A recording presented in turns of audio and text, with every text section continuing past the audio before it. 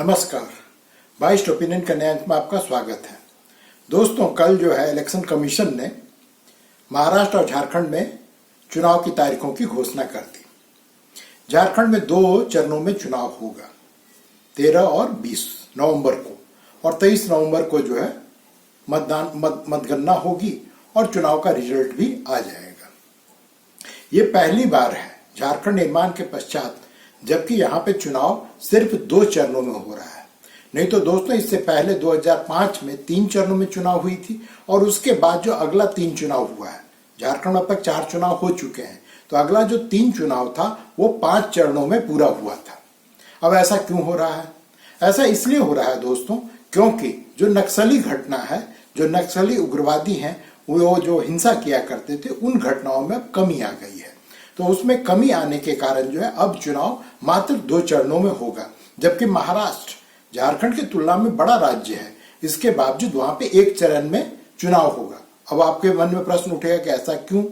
तो महाराष्ट्र में जो है, जो इंफ्रास्ट्रक्चर है, वो झारखंड की तुलना में काफी डेवलप है। यह आज से नहीं, शुरू से ही काफी डेवलप है, क्योंकि महाराष्ट्र जो है एक समृद्ध राज्य है। उसके तुलना में झारखंड में अभी भी जो इंफ्रास्ट्रक्चर है वो उतना डेवलप नहीं हो पाया है। इसको आप इस तरह से समझ सकते हैं कि यहाँ पर 29,000 जो है पोल सेंटर्स होंगे, उसमें से जो सिर्फ 4,000 पोल सेंटर्स हैं वो शहरी क्षेत्रों में होगा और 25,000 जो पोल सेंटर्स होंगे, मतदान केंद्र होंगे, वो ग्रामीण क्षेत्रों में होंगी। तो ग्रामीण क्षेत्रों में जहां पर इंफ्रास्ट्रक्चर नहीं है, वहां पर जो चुनाव कर्मी उनको ले जाना और वहां पर चुनाव की पूरी व्यवस्था करना थोड़ा मुश्किल होता है, और साथ ही लॉ एंड ऑर्डर का भी प्रॉब्लम होने की समस्या है। इसी कारण से झारखंड में 2 चरणों में चुनाव होगा और ये सारी जानकारी आप तक पहुंच ही चुकी होगी।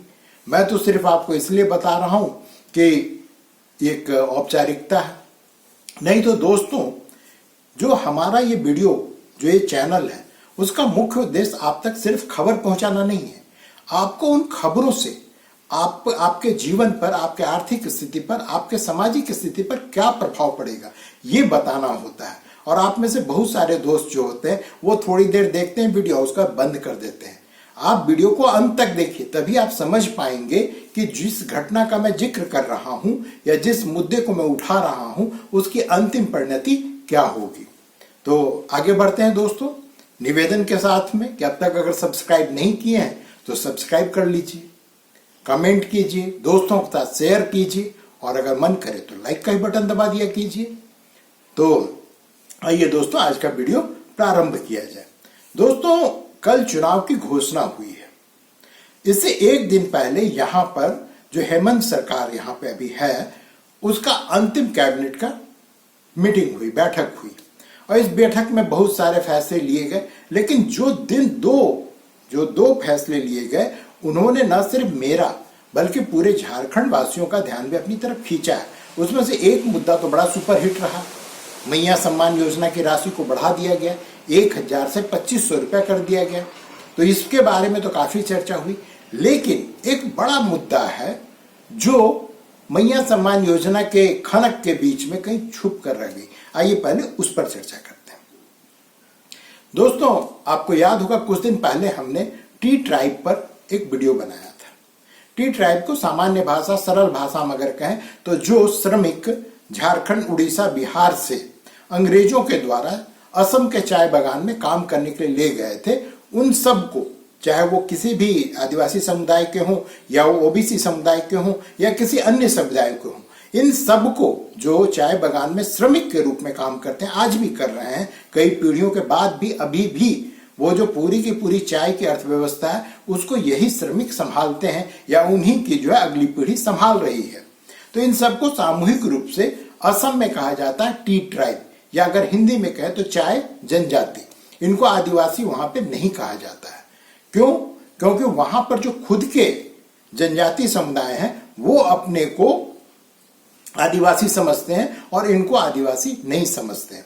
और वहां पे इनका स्टेटस, खास करके मैं असम की बात कर रहा हूं, वहां पे इनका स्टेटस जो है ओबीसी का है, अर्थात अदर बैकवर्ड क्लास में इनको रखा गया है।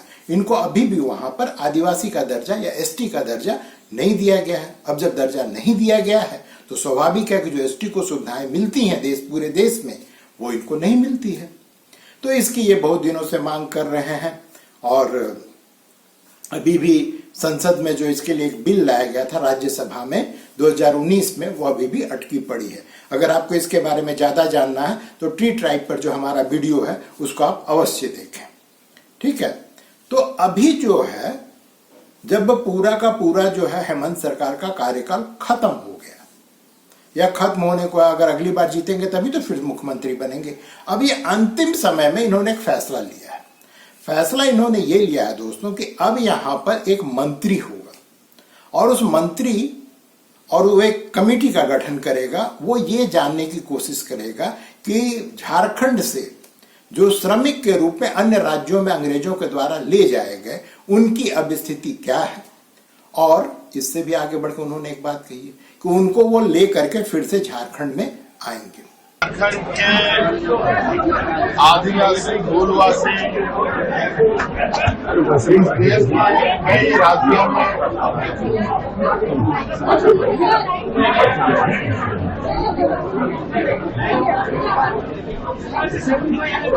ले जाकर बसा दिया गया, जिसमें असम हो, अंडमान निकोबार हो, अन्य जगहों पर मूलवासी आदिवासियों को वर्षों से वहां पर रहे अंग्रेजों के द्वारा वहां ले जाया गया काम कराने के लिए। और लगभग इनकी संख्या 15 से 20 लाख। मुझे कई बार उन लोगों के द्वारा हमारी मुलाकात होती रही है और अपने अधिकार के लिए उन राज्यों में संघर्षरत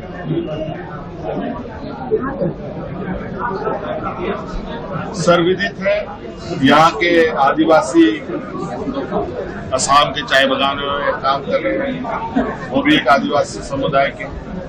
अंडमान निकोबार में भी है, वो भी एक आदिवासी, लेकिन उनको अभी भी वहां पर आदिवासी की दर्जा प्राप्त नहीं। और आदिवासी कल्याण विभाग मंत्रालय के द्वारा जो बनाया जाता योजना है, उसका भी लाभ उनको है।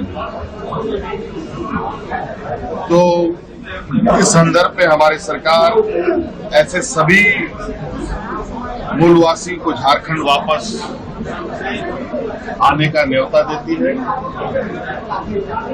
और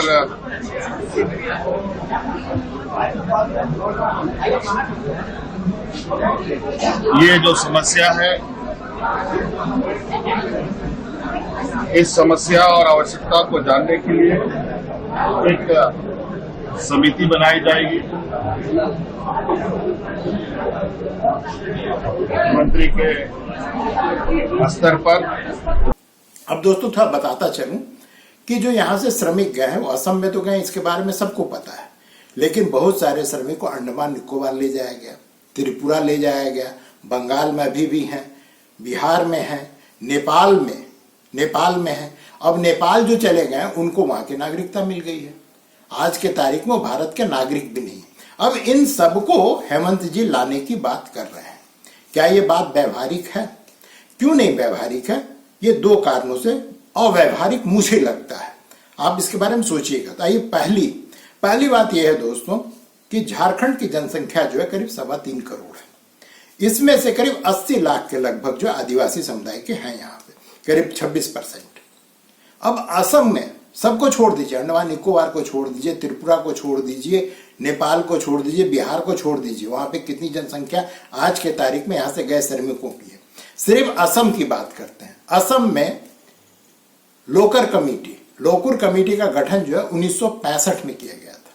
उसने कहा था कि 20 लाख ये श्रमिक जो हैं वो असम में हैं। आज के तारीख में जो नवीनतम 2011 में जो जनगणना हुई है, उसके अनुसार इनकी संख्या 70 लाख है।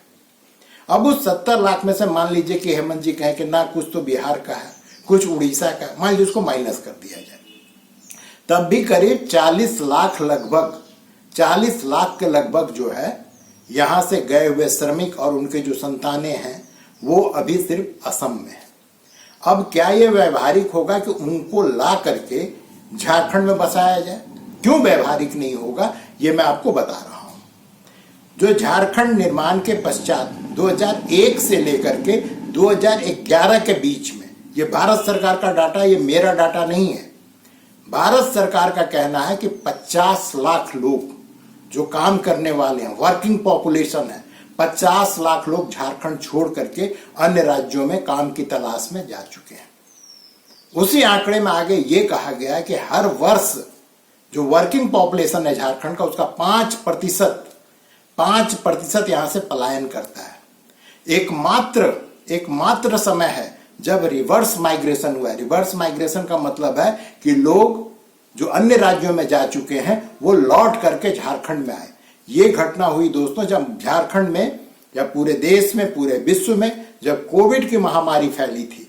उस समय 2020 मार्च 2020 से लेकर के अक्टूबर 2020 तक करीब 10 लाख लोग अन्य राज्यों से लौट करके झारखंड आए। लेकिन आज के तारीख में वो जनसंख्या भी फिर से जिन राज्यों में इनको काम मिलता है वहां जा चुके हैं।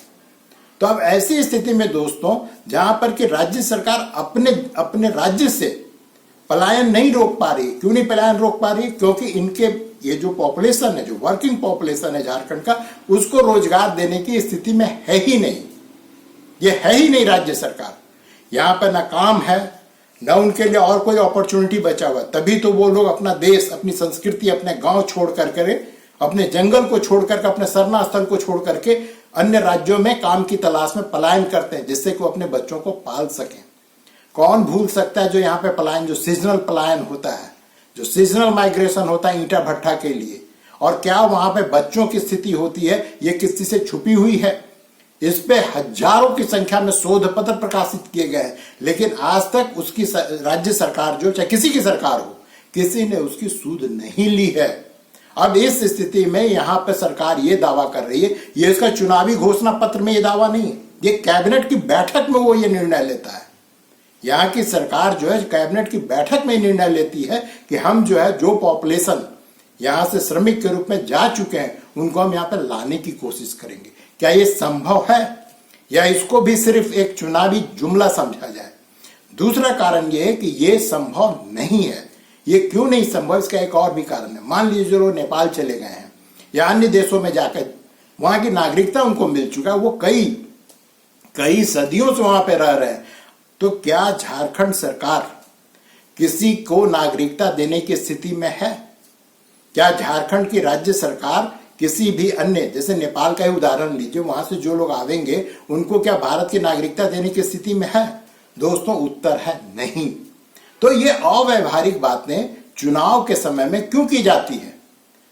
चुनाव के समय में क्यों की जाती है? अगर आपको इतना ही इनकी सुध लेना है तो आप ये कीजिए, क्योंकि ये जो पॉपुलेशन है उसके अब यादों में झारखंड है, क्योंकि उनकी करीब 5, 6, 7 पीढ़ियां जो है खास करके असम में, वो वहां पे गुजार चुके। उनको ये तक पता नहीं है कि वो किस गांव के हैं। उनको सिर्फ ये पता है कि हम झारखंड के हैं, हम उरांव हैं, हम संताल हैं, हम हो हैं। उनको सिर्फ ये पता है, उनको ये पता नहीं कि हम किस गांव तक के हैं, किस जिले के हैं। तो अब आप कर क्या सकते हैं? जो भी राज्य सरकार यहाँ पे आवेगी वो सिर्फ ये कर सकती है कि उन पर कोई हमला ना हो, उनका कोई शोषण ना हो, और उनसे सांस्कृतिक रिश्ता है उसको आप मजबूत कीजिए, उसको मजबूत कीजिए। जिस प्रकार से बिहार के पूर्वी उत्तर प्रदेश के लोगों को जब मुंबई में उनके साथ में दुर्व्यवहार किया जाता है, उनके साथ में मारपीट की जाती है, तो होता क्या है, उत्तर प्रदेश और बिहार के जो मुख्यमंत्री होते हैं उस पर जो है रिएक्ट करते हैं, मुख्यमंत्री से बात करते हैं और उन लोगों को जो भी सहायता हो सकता है वो प्रदान कर सकते हैं। आप सिर्फ इतना कर सकते हैं। और आपको अगर बहुत ज्यादा अगर करना है तो आप जो है, जैसे यहाँ पे जो भी त्योहार होता है या और भी जो कोई भाषाई बातें हैं, उन सब बातों को आप बढ़ावा दीजिए। आप यहाँ से ग्रुप भेजिए, वहां से ग्रुप को यहाँ पे लाइए, वहां के लोगों को लाइए और उनका साक्षात्कार जो है अपनी संस्कृति से करवाइए और संस्कृति का जो संवर्धन कीजिए। और दूसरा सबसे मुख्य चीज, झारखंड की पहचान को इन राज्यों में और मजबूत कीजिए। आप सिर्फ इतना कर सकते हैं। और अगर आप इतना सिर्फ करेंगे तो ये जो जनसंख्या असम में रह रही है, नेपाल में रह रही है, जो अंडमान निकोबार में, त्रिपुरा में और अन्य राज्यों में रह रही है, वो प्रसन्न होंगे। वो सिर्फ इतना ही चाहते हैं। और जहां तक स्टेटस देने की बात है, तो दोस्तों जो बिहार में खास करके पूर्णिया, किशनगंज वाले इलाके में संताल बड़ी संख्या में रहते हैं, बरसों से रह रहे हैं, लेकिन सैकड़ों साल से नहीं रह रहे हैं, सैकड़ों साल से नहीं रहे। वो 50, 60, 70 साल तक उनका इतिहास है। वहां पे कोई उनसे ये नहीं पूछता कि क्या तुम्हारे पास में खतियान है, तुम 32 के खतियानी हो। बिहार सरकार या बिहारियों ने कभी उनसे नहीं पूछा और उनको वहां पे एसटी स्टेटस जो है उनको प्रदान किया है। उनको वहां पर आदिवासी होने के कारण जो भी सुविधा मिल सकती है, राज्य सरकार दे सकती है, वो सारी सुविधाएं उनको दे रही है। तो ये सबक है झारखंड के राजनेताओं के लिए, झारखंड के जो वासी हैं यहाँ पे, जिनकी मानसिकता क्षेत्रीयता को बढ़ावा देना, उन सबके लिए सबक है। उन सबके लिए सबक है कि आप जो है कूप मंडूक ना बने। और जो संथाल वहां पे रह रहे हैं, जाकर थोड़ा उनसे पूछिए कि कभी क्या वहां पे बिहारी या फिर वहां की जो राज्य सरकार है, क्या उन लोगों के साथ में कोई भेदभाव करती है। तो दोस्तों ये सोचने का विषय है कि ये जो चुनाव के समय में, चुनाव से पहले लोगों को ला करके बसाने की बात की जा रही है, मंत्री स्तर पे कमेटी बनेगी, ये सब क्या है, आप खुद फैसला कीजिए। चलिए बढ़ते हैं दूसरे मुद्दे की ओर। दोस्तों जैसा कि आपको पता ही कि 3 महीना से यहाँ पे झारखंड में जो मैया सम्मान योजना की धूम मची हुई है। 1000 रुपया जो उसमें देने की बात हो रही है, 1000 रुपया देने की बात हो रही है, तो सब बड़े गदगद हो गए थे। झारखंड मुक्ति मोर्चा को लगा के बस दामोदर पार हो गए, जीत गए। अब तब तक मैं गोगो दीदी योजना भारतीय जनता पार्टी ले आई, वो बोली कि ना हम 2100 रुपया देंगे। पिछला जो मेरा वीडियो है उसमें इसी पे मैंने बात किया है। यहाँ पे सट्टा बाजार लगा हुआ है। हाँ जी, सट्टा बाजार ही लगा हुआ है। परसों जो कैबिनेट की मीटिंग हुई है, उस बैठक में, कैबिनेट की बैठक में जो 1000 था उसको 2500 रुपया कर दिया गया। बोला अब जो इरफान अंसारी बोले बस पहले तो फिल्म हिट था, अब ब्लॉकबस्टर है। अब पता नहीं कौन सा ब्लॉकबस्टर उनको फिल्म दिखाई दे दिया। लेकिन दोस्तों मैं ये नहीं कहूंगा कि ये 2100 कर रहा है, वो 1000 कर रहा है, वो 1500 कर रहा है, मैं इस पे चर्चा नहीं करूंगा। मैं थोड़ा इसे हट करके बात करता हूं। ये जो